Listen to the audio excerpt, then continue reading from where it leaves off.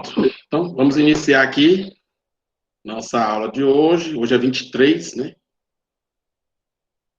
Qualquer observaçãozinha, vocês podem ligar o microfone e falar, viu, pessoal?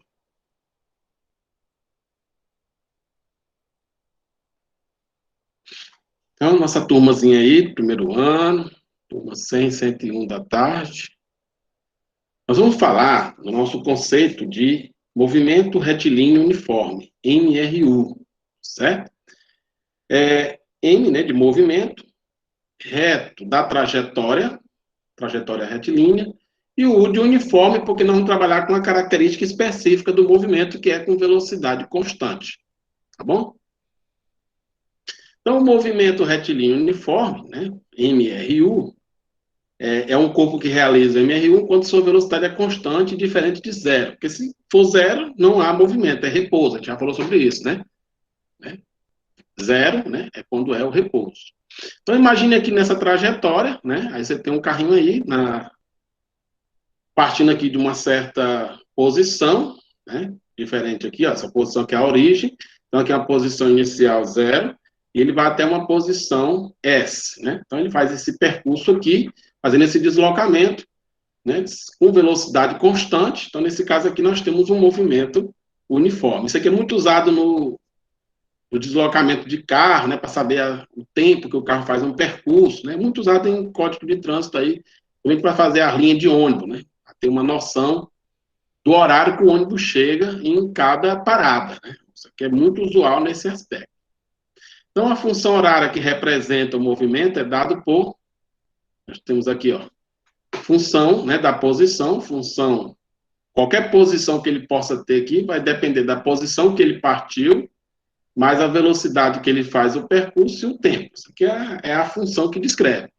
Para fixar bem essa função, eu vou querer que vocês fixem uma expressãozinha para lembrar sempre dela. Quando eu falar assim, no movimento uniforme, a função característica é o sorvete, né? Função sorvete, né? Sorvete, para vocês lembrarem dela, porque tem gente que vai ficar com dificuldade de lembrar, é a função sorvete, aí você já lembra e fixa a ideia. Então, nós temos aí, caracterizar bem o movimento uniforme, é um móvel que percorre espaços iguais em intervalo de tempos iguais, que é a característica da velocidade constante. Então, a sua função fica bem definida pela função sorvete. Fixe bem essa expressão que a gente vai usar ela nos nossos probleminhas da atividade de hoje, tá bom?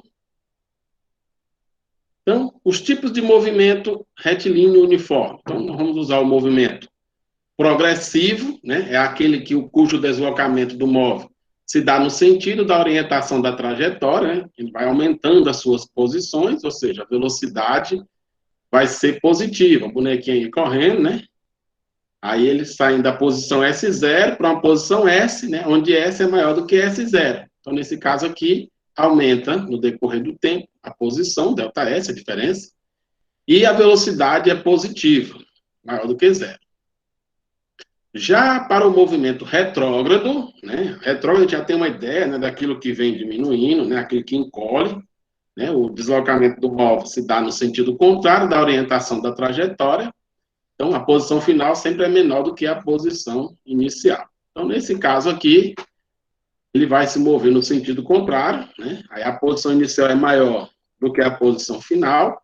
Então, diminui, né? O ΔS diminui no decorrer do tempo, né? E a velocidade é negativa. Então, para fixar bem, progressivo, no sentido do movimento, velocidade positiva. Retrógrado, no sentido contrário do deslocamento, né? Velocidade negativa. Não esqueçam disso. Progressivo no sentido da trajetória, V maior do que zero.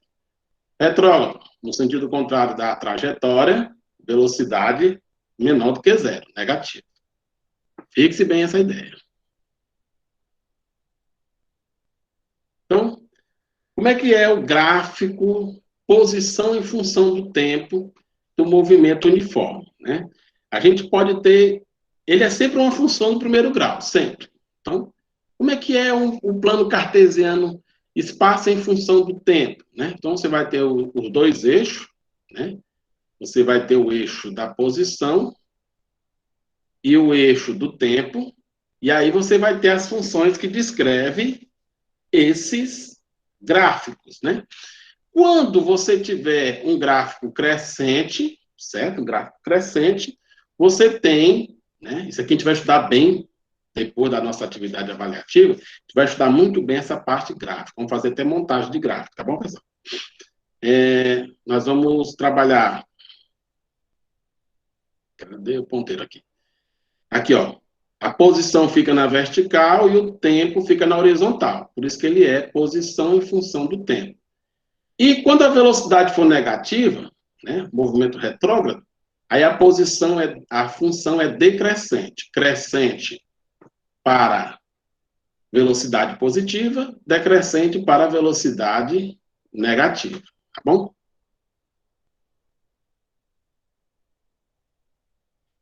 Já o gráfico da velocidade, como ele fala do movimento uniforme, velocidade constante, né? Então, nesse caso aqui, a gente já vai ter o quê? Uma função constante, né? Aí você vai ter aqui o eixo vertical para a velocidade, o eixo horizontal para o tempo, e aí você vai ter as funções descritas. Positivo fica acima do eixo do tempo, negativo fica abaixo do eixo do tempo. Aqui, valores positivos da velocidade, e aqui, valores negativos da velocidade. Então, aqui é progressivo e aqui é retrógrado. Isso aqui também a gente vai falar bastante, quando for falar, trabalhar bastante os gráficos. Aqui a gente estou só fazendo a apresentação para vocês, mas depois a gente vai estudar melhor com os exercícios essa parte gráfica.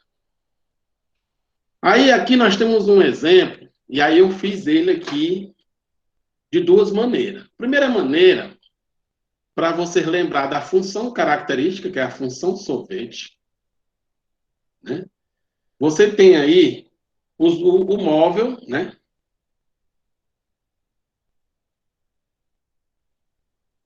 E aí eu vou considerar aqui aonde o carro está, o primeiro carro, como sendo a minha origem.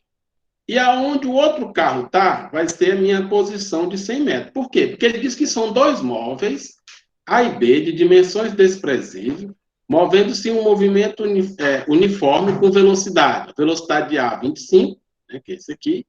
Velocidade de B, 15, é esse aqui. Os dois estão no mesmo sentido. Então, as duas velocidades são positivas.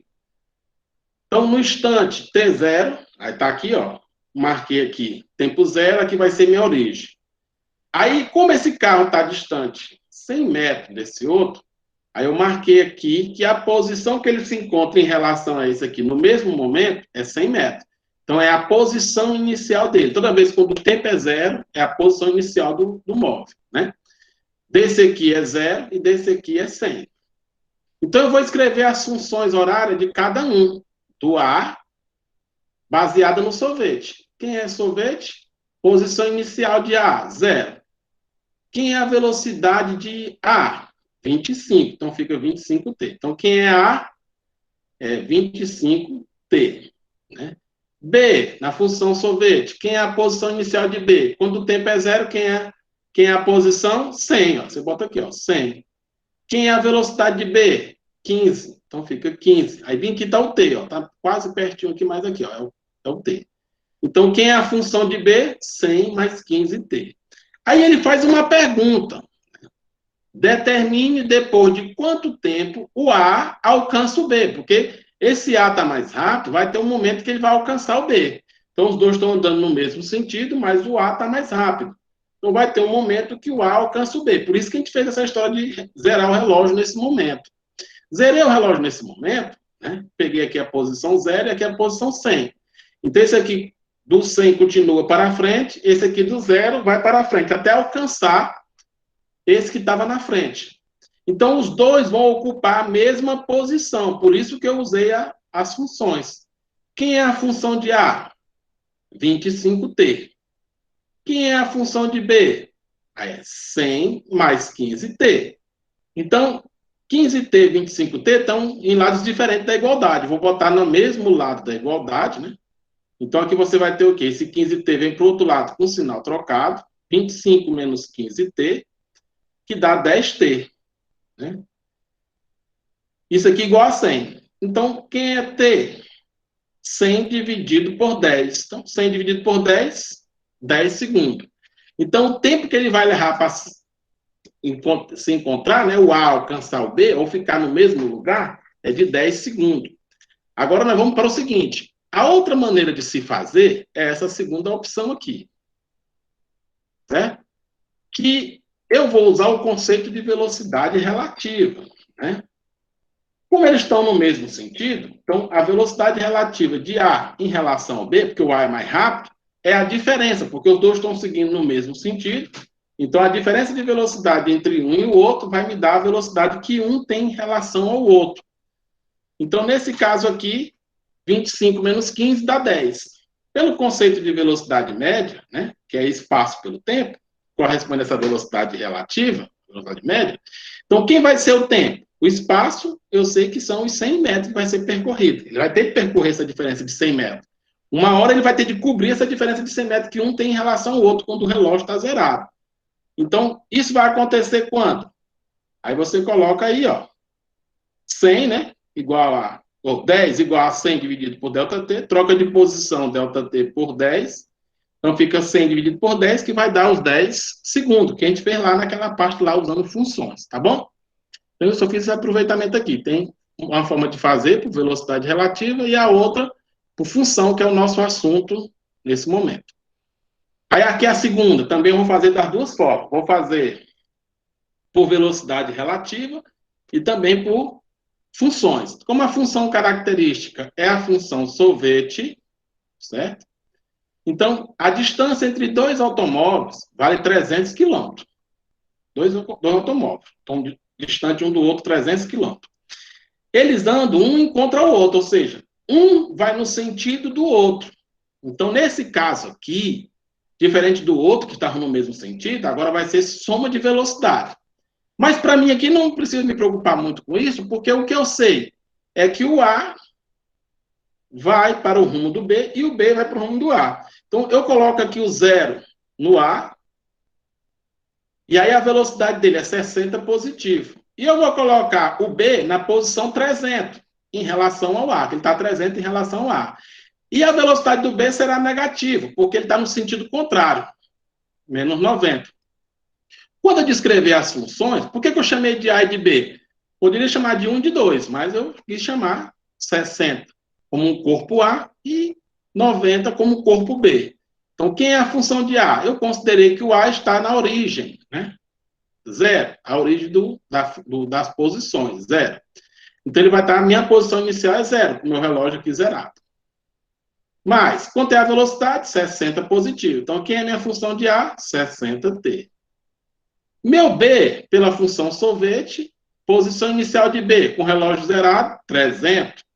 Mas ele está indo no sentido contrário. Então, a velocidade vai ser o quê? Negativa. Então, vai ficar menos 90t.